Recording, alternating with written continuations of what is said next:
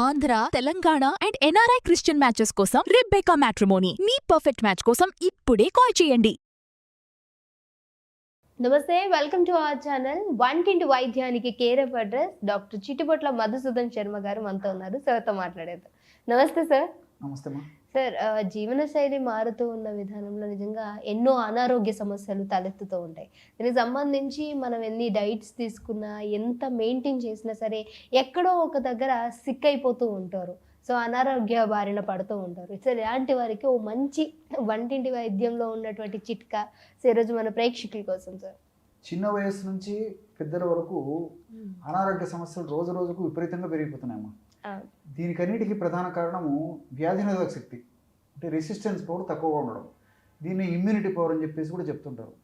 So resistance power తక్కువ ఉన్నప్పుడే మరి జీవనశైలి వ్యాధులు అనుకోనివ్వండి, లేకపోతే ఇన్ఫెక్షన్స్ వల్ల వచ్చేటువంటి వ్యాధులు అనుకోనివ్వండి, ఏ జబ్బులైనా విపరీతంగా వేధిస్తూ పీడిస్తూ ఇబ్బంది పెడుతుంటాయి. వచ్చినప్పటికీ ఒక పట్టణం తగ్గకుండా ఉండేటువంటి పరిస్థితి ఏర్పడుతూ ఉంటుంది. ఈ నేపథ్యంలో ఉదాహరణకి ఒక చిన్న ఉదాహరణ చెప్తాం చూడండి. పూర్వకాలం ఒక 20 సంవత్సరాలు 30 సంవత్సరాల క్రితం మనం చూసినట్లయితే మన ఆరోగ్యం పరంగా ఎటువంటి పరిస్థితి మనకు ఉండేదంటే, ఆ రోజుల్లో బ్యాక్టీరియాకు సంబంధించినటువంటి వ్యాధులు ఎక్కువ వచ్చేవి. సో వ్యాధి నిరోధక శక్తి తగ్గిపోయే కొద్దీ బ్యాక్టీరియా సంబంధించిన వ్యాధులకైతే దేవుడు కానీ అవి తక్కువైపోయేసి వైరస్లు విజృంభణం మొదలైపోయింది.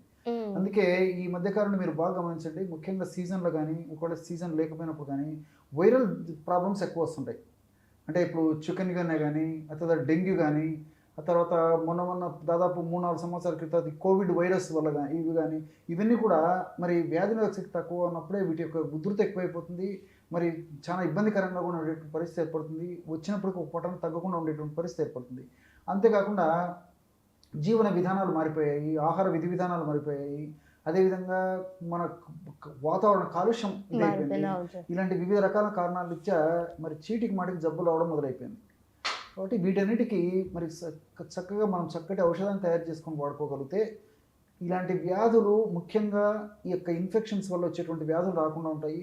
వచ్చినప్పటికీ చాలా త్వరగా తగ్గుతాయి, ప్రమాదకరంగా పరిణమించకుండా ఉంటాయి.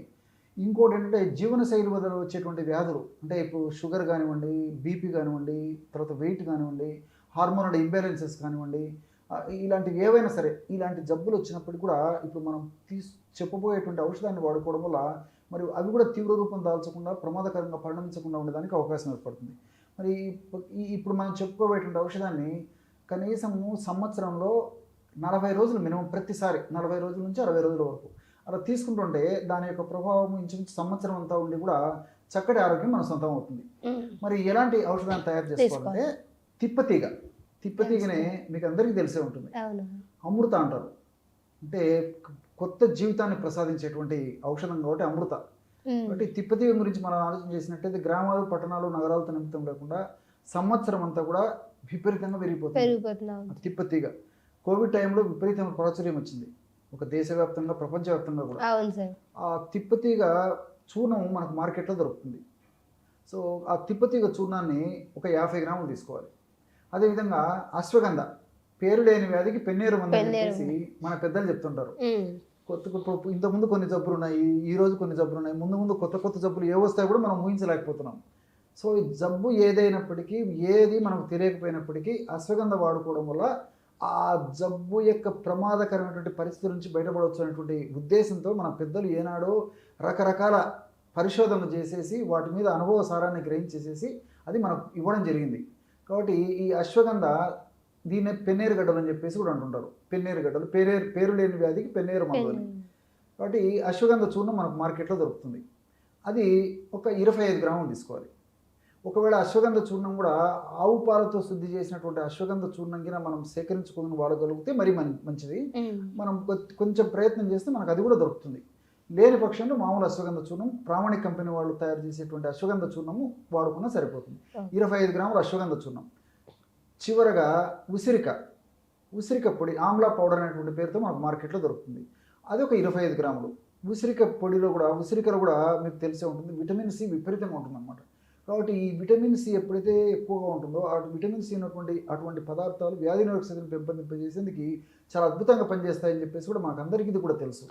కాబట్టి ఒక వ్యాధి నిరోధక శక్తి విటమిన్ సి ఉండడమే కాకుండా దాంట్లో ఇతర అనేక రకాలైనటువంటి కెమికల్స్, రసాయన పదార్థాలు కూడా వ్యాధి నిరోధక శక్తిని, ఇమ్యూనిటీ పవర్ని, రెసిస్టెన్స్ పవర్ని పెంచేందుకు చాలా చక్కగా ఉపయోగపడేటువంటి పరిస్థితి ఏర్పడుతుంటుంది.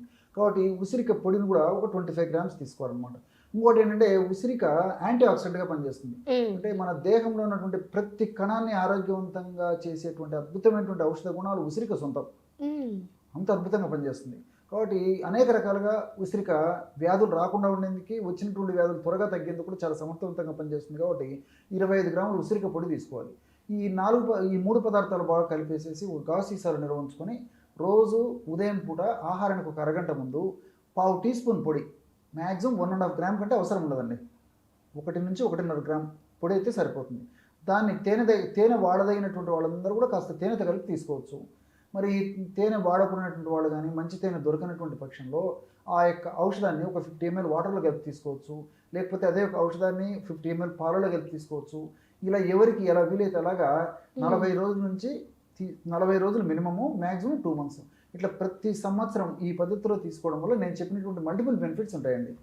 ఓకే, సో దీన్ని రోజు వాడొచ్చా సార్? రోజైనా వాడుకోవచ్చు అండి, వాడుకోగలిగితే రోజు వాడుకోవచ్చు. జనరల్గా ఇప్పుడు మీరు అడిగిన దీనికైతే సంవత్సరంలో 40 రోజులు, మ్యాక్సిమం 2 months వాడితే సరిపోతుందండి, అంత ఉంటే అవసరం ఉండదు. సో ఒక సంవత్సరం బాడీకి అంత రెసిస్టెన్స్ వచ్చేస్తుంది.